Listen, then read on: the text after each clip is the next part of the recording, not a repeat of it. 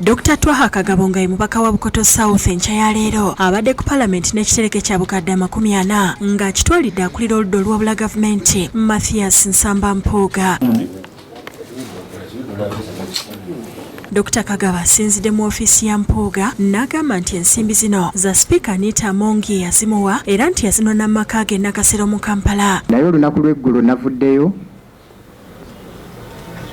nembeera nga nsazeewo ssente ezo nzizze olw'omulanga n'abantu bange benkulembera mu Bukoto South ne batutegeeza nti ssente ezo oba zitya ssente mbi zetubadde tujja tulwanirira zetubadde tujja tuvumirira nga tetunnajja mu Parliament naffe era kuba kulyamu bantu baffe bannayuganda lukwe. Kyokka Mpuuga amuwabudde nti ensimbi ez'obukadde 4 alina okuzikwata azizzeeyo mu maka ga Sipiika gw'agambye nti yazimuwa namwana abasirikale bamuwerekere. Olw'okuba nti ategeezezza nti ensimbi yazijja mu Parliament wano yazijja mu maka ga Sipiika wa Parliament. Mwebaziza okusooka okubeera omuvumu n'asalawo okweggyako ekizibu ekibadde ku mutima gwe.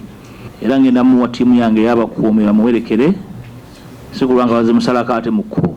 Wabula Speaker Anita Mongi bw'abadde aggulawo olutuula lwa Parliament olwaleero anenyeza omubaka Kagabo olw'okumuyisaamu amaaso ye ne Parliament kyagamba nti si waakukkiriza. This is an abuse on the institution of Parliament. I did not give him any money. I don't even know him.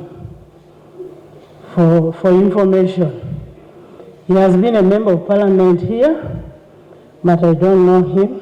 Speaker bw'atyo omubaka ono amusindise mu kakiiko ka Parliament akakwasisa empisa akawadde omwezi gumu okumunoonyerezaako. And based on that, this is a breach of conduct of this House. It is an abuse to this House. Honorable members, we cannot allow that kind of behavior in this 11th Parliament. It is our responsibility to protect the image of this House. And he may have to face the law. Download the app on App Store or Google Play Store now. Vision Digital Experience, the future of media.